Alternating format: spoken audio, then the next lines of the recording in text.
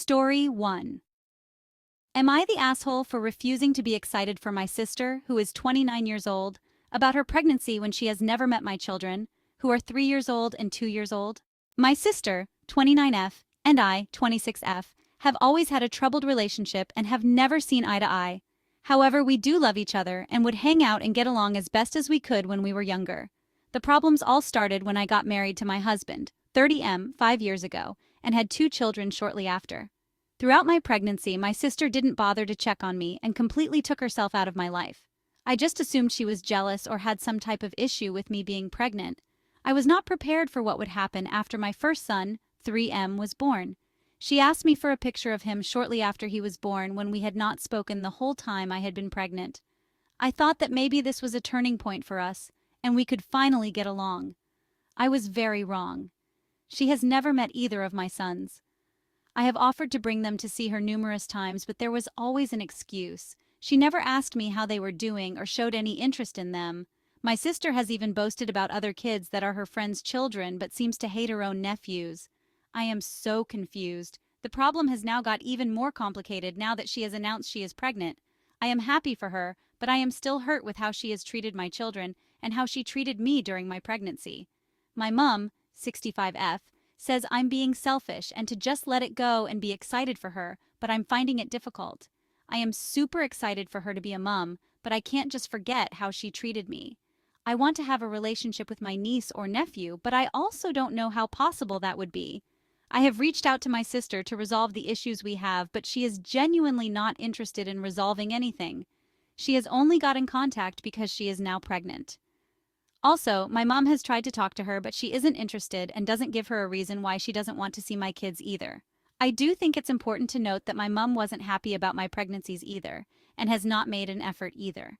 I was 23 when I had my first baby, and my mom thought I was too young and refused to be supportive through my pregnancy and did it again with my second. A little bit more context, I am a people pleaser. I have always just apologized and let things slide in the past even if they really hurt me. So AITA, small update. I've spoken to my mom and I've set a boundary with her that she needs to stop pushing me to talk to my sister. I have asked that she apologize for how she treated me during my pregnancy and after, and if she can do that, then we can work on our relationship. Spent a few hours chatting and she doesn't see what she did wrong and so low contact for a while. My sister is continuing to contact me asking me to plan a baby shower and I have as of now not responded. Update on sister. Has been blowing up my phone ever since she asked for a baby shower. I've muted her on everything. She is adamant that I need to plan this baby shower and be involved and to not ruin her special moment. She's also using the "We Are Adopted" card and saying how I'm her only real sister, but where has she been when I needed her? I will be speaking to my sister soon as I'm sure I know what to say. She makes me nervous and I don't want to get sidetracked with what I want to say. Update. I have spoken to my sister and told her I will not be planning her baby shower. The reaction was pretty volatile, yelling and cursing. She said I have never been happy for her and that I should be more mature. I addressed the fact that she hurt me when she didn't have contact with my children or even seem to care about them. She openly responded that she doesn't care about my brats and that her child will be better off than mine are. I told her she can't pick me up and drop me when she feels like it. I congratulated her and ended the call soon after this as I didn't want to hear any more from her. She did admit to the fact that my mom has been feeding her information about my children whenever she asks, which makes me angry. I do not know how I will proceed from here.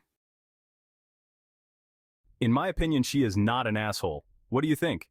Comment below. Story 2. AITA for telling my wife that the house we're going to build won't have 5 extra rooms for her mom, her 3 brothers, and her cousin, was looking at house plans to submit to the town hall for approval for an acre we own out in Minnesota, 4-bedroom, 1 for wife and me, 1 for each of our 2 kids, and an extra room as a playroom/game room. Where's my family staying? She already promised them that they would move in with us, and she is now furious that, "You only care about yourself. What about me?" I told her that I didn't agree to that from the start. Now she's looking to sell the land from under me to prove a point, I guess. Info. The land is owned jointly by me and my wife. It was purchased using the life insurance payout we got for the death of our 1-year-old girl in 2021. Between then and now, I got a manufacturing job with a federal government contractor. Her family has no stake or rights to our land. I got a call from the town's registrar about the ownership change inquiries for the land. We actually own two parcels, and I offered her to sell one parcel to her siblings for market value, but she declined. The house will be paid by me. I told her if her family want, I can do an ADU, but they will pay market value for their rent per room. So, about $900 each. She declined. My current course of action is to transfer my ownership of the land into a trust with my kids as primary owners with express instructions that only direct descendants of me may build and live on the property. I do not think he is an asshole. What do you think? Comment below. Story 3. AITA for telling my husband that he, our newborn, our dog, and I need to move out of his mom's upstairs bedroom. My husband, 24M, and I, 25F, moved in with my husband's widowed mom at the beginning of 2024 to save for a house while I was pregnant with our first child. My husband works full-time, and I'm a stay-at-home mom to our now newborn baby. We pay his mom a small amount monthly and live in 2 out of 3 bedrooms upstairs. One is used as an office, living, the second is our bedroom nursery, and the third is my husband's brother's room, who is a recent college grad. We knew this wouldn't be easy, but after 7 months of us living here, we've hit our roughest patch yet. We intended to move out of his mom's house sometime in 2025 and into our new home, but expenses and the economy have stalled our savings. Our plans have needed to change, but living in this current housing situation has become increasingly uncomfortable and taxing on our marriage. We have very little control in the home, always having to accommodate the other 2 residents here that live differently than we do, and respect for our personal space and time is inconsistent. Sometimes the food I need to grab in my 5 minutes away from the baby isn't in the fridge, or my mother-in-law is talking over me when I'm with my husband downstairs. All of this compounds when you add in being postpartum, learning how to parent for the first time, and the pressure of taking care of a newborn that cries around the clock. My husband and I fight almost daily. I can't get through a week without a meltdown that affects our routines, and I'm struggling to see how we'll make it through the coming holidays without more conflict. My husband is determined to stay here until either we 1. Save enough for a down payment, or 2. He gets a job with higher salary. However, both of these are unlikely to happen within the next several months. Graciously, my parents have gifted us $10K to help us move out sooner and before things get any harder. After receiving this, I told my husband in a conversation that we need to move out and into an apartment ASAP, but he completely freaked out. I made things worse by pushing him and creating a huge argument out of my pain points with living here. Now I'm the bad guy for telling him that we need to move out sooner than we originally planned, and not into a house. I do not think she's an asshole. What do you think? Comment below. Story 4. AITA for removing my group mate's name in a group exam because she did not contribute anything throughout the course. Hello all. I, 21M, am a senior in university. For one of our courses, we had a group exam, and it was that thing where you choose your grown group. We needed to be a group of 5, but we were only 3, so this one girl asked if she could be in our group. She had a reputation for not being actively involved, but since we needed to be a group of 5, I reluctantly agreed. Throughout the course, we had group projects, to which she contributed absolutely nothing. In fact, during those group projects, she would ask us if she was a part of our group, but still contribute little to nothing. I still added her name to our group, but I became increasingly frustrated as time went on. Then, our midterms came along and it was a group exam where we had to be on site to take it. To nobody's surprise, she informed me through our class representative that she wouldn't be going to class. In the middle of the exam, she had the nerve to ask me if she was a part of our group, as if we did not include her the first, second, third, and fourth time. At that point, I just gave up and excluded her totally. I did not reply to her message because we wanted to focus on the exam. It was time sensitive. Then, afterwards, our class representative talked to me and she sent me a screenshot of this girl asking her why I am not replying. To this day, I still did not reply to her messages and now she's pretty upset at me. So, AITA? Edit.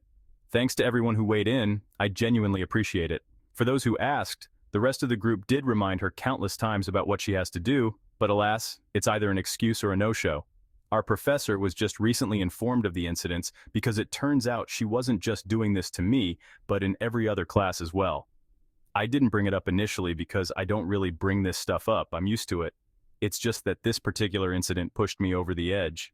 I do realize that I also have some lapses within the situation as well, and looking back, I do acknowledge and accept that I'm also partly at fault for how I handled stuff.